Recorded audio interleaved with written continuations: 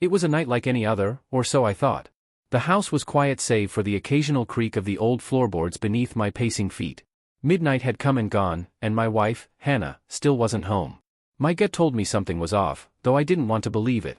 She had mentioned a work dinner earlier, brushing it off as a routine event, but something in her tone had felt distant, rehearsed. I glanced at my phone again, no messages, no calls. The unease gnawed at me with every passing second, feeding the growing pit in my stomach. The clock on the wall ticked away with maddening precision as I sat in the dimly lit living room waiting. Then, nearly at 2 a.m., I heard the unmistakable sound of her car pulling into the driveway. My heart thudded against my ribs. I didn't know what I was feeling, relief that she was finally home or dread about what I might discover. I waited, unmoving, as the front door creaked open. She stepped inside, her heels clicking softly against the hardwood floor. Her silhouette was outlined by the faint moonlight streaming through the windows. She was fumbling with her coat, her movements jittery and unsteady. That's when I turned on the lights. Hannah froze, her eyes wide with shock as if she'd seen a ghost. Her usually composed demeanor was in shambles. She stumbled back a step, her face pale, her lips slightly parted as though searching for words that wouldn't come. "Late night?" I asked, my voice calm, almost eerily so. I leaned back in the armchair, a glass of scotch resting in my hand. My eyes bore into hers, refusing to look away. She swallowed hard, her throat working as if it had turned to sandpaper. "I told you it was a work dinner," she said, her voice quivering just barely, "but I caught it, I caught everything." "Is that what you're calling it?" I asked, raising an eyebrow. I took a slow sip of my drink, letting the silence stretch. Funny. Work dinners don't usually leave lipstick smudges on a man's collar. Hannah's face drained of color. She instinctively touched her neck, brushing against her own crimson lipstick. The room seemed to close in around us, the air growing heavy with unspoken truths. "Daniel, I can explain," she started, her voice trembling. "Don't," I interrupted sharply. I stood, setting my glass down on the coffee table with deliberate care.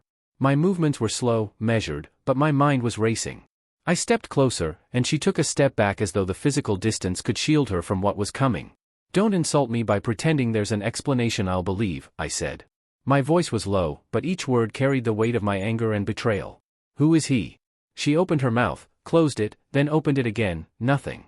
The silence spoke louder than any confession. "I made a mistake," she finally whispered, tears welling in her eyes. "It meant nothing, Daniel. It was stupid, and I regret it. Please." My voice was cold now, sharp as glass. I looked at her, really looked at her. This was a woman I'd loved for 10 years, the woman I built a life with, shared dreams with, and now she was a stranger standing in my home. "It meant nothing?" I repeated, my laugh bitter and humorless.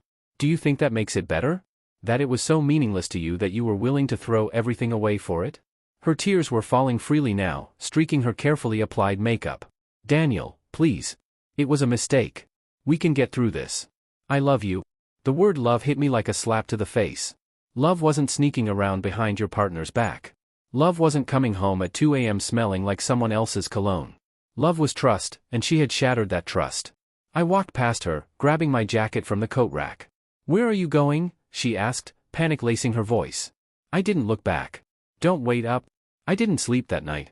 Instead, I drove aimlessly through the city, taking the same streets we'd walked together so many times before. Memories of better days flashed through my mind, mocking me with their sweetness. The betrayal cut deeper with each passing hour. But somewhere in the early hours of the morning, my pain began to morph into something else, resolve. I wasn't going to let her destroy me.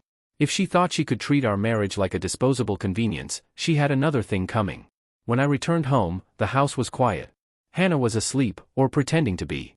Either way, it didn't matter. I had plans to make. Over the next few weeks, I played the part of the understanding husband. I told her I wanted to work things out, that we could rebuild.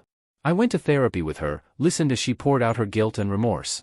I nodded, reassured her, even held her as she cried. All the while, I was laying the groundwork for my revenge.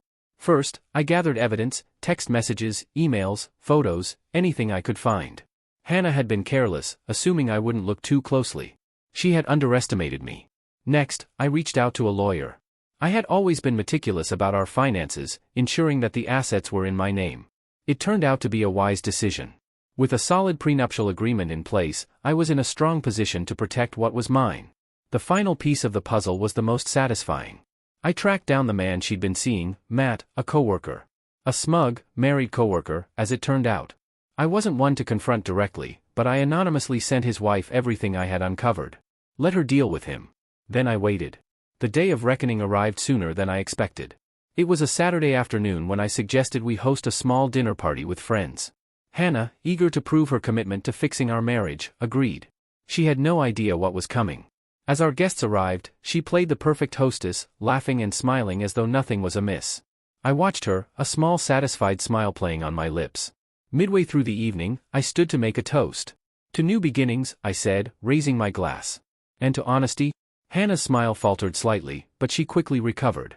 Here, she said, clinking her glass against mine. Actually, I continued, I have something I'd like to share with all of you, a little story about love and betrayal. The room fell silent. Hannah's eyes widened in panic as she realized where this was going. Daniel, she began, but I held up a hand to stop her.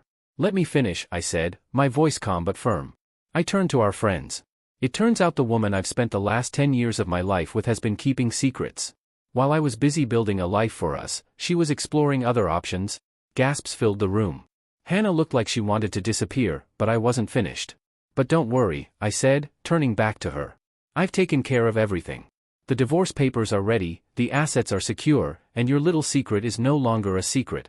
Oh, and Matt sends his regards, or maybe he doesn't. He's dealing with his own fallout now. Hannah's face crumpled as the weight of my words sank in. Tears streamed down her cheeks, but I felt no sympathy. She had made her choices, now she was facing the consequences. The party ended abruptly, our guests leaving in stunned silence. Hannah tried to plead with me, but I was done listening. When she finally packed her bags and left, the house felt strangely peaceful. It wasn't the ending I had envisioned for our marriage, but it was the one she had chosen. As I sat alone in the quiet of my living room, I realized something important. I was free. Free to rebuild, to start over, to find someone who valued loyalty and honesty.